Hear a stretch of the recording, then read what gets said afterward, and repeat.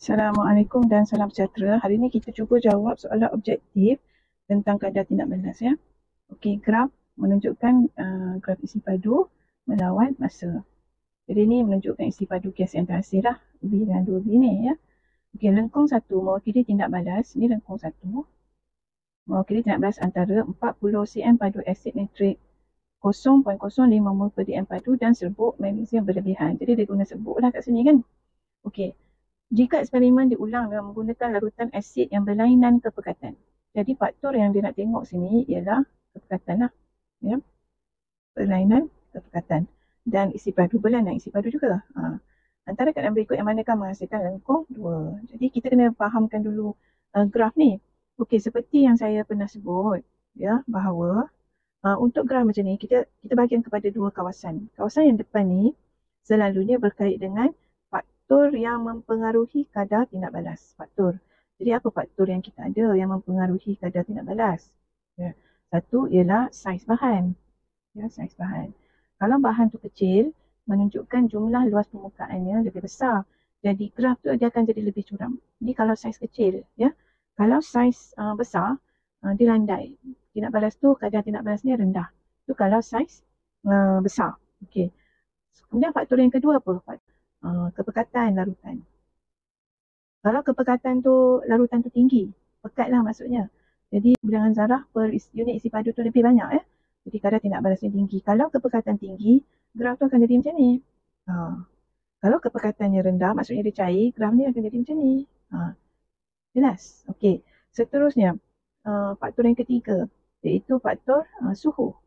Suhu larutan pula, kalau suhu larutan tu tinggi, ya, suhu tinggi, panas lah kan? Larutan tu panas, tinggi suhunya. Graf ni akan jadi macam ni. Tinggi, cepat tindak balas tu.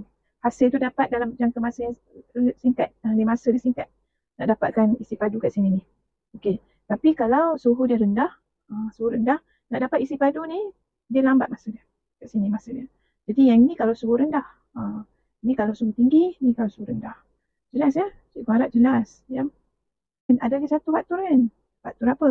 Faktor yang keempat ialah mangkin.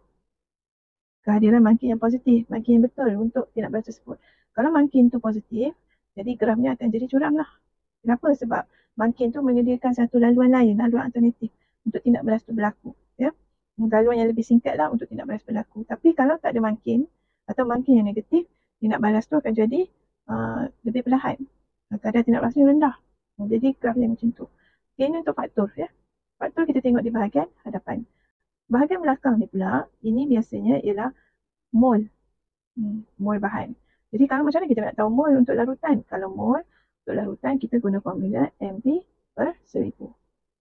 M ni ialah kepekatan. Ni kepekatan 0.05. V dia ialah 40 cm padu per 1000. Jadi berapa ni? Sekejap cikgu kira. 0.02 mol. Okey, jadi kalau ini untuk eksperimen satu kan yang ini. Jadi yang ini disebabkan dia 0.02 mol saja, maka isi padu bahan yang terhasil rendah. Jadi kita mesti, kalau untuk eksperimen 2, mestilah mol yang tinggi. Jadi kita kena tahu nak kira mol daripada soalan ni lah yang mana. Okey, kita tengok faktor dulu ya. Faktor dia untuk eksperimen 2, ni dia lebih landai. Maksudnya kepekatannya lebih rendah, dia cair. Dia ni 0.05. Jadi kalau yang ni kepekatannya tinggi. Ini kepekatannya tinggi. Ini kepekatannya sama. Tak boleh lah. Kalau sama, dia tak boleh jadi macam ni. Kalau sama, dia macam ni. Macam tu. Macam tu. Depan dia, satu garis dia kan. Okey, jadi kemungkinan jawapan dia ialah 0.02. Tapi kita kena tengok mol dulu. Betulkah mol dia mesti lebih tinggi daripada 0.02 mol. Jadi kita tengok mol untuk yang ini ya. Mol dia ialah M dia ialah 0.02. Isi padu dia 200. Bagi dengan 1000. Kita kira. 0.04 mol. Ini lebih tinggi lah ya. Yang ni 0.002. Yang ni 0.004. Jadi betul lah yang ini lebih tinggi. Sebab itu isi padunya lebih tinggi daripada yang bawah. Jadi jawapan dia ialah D.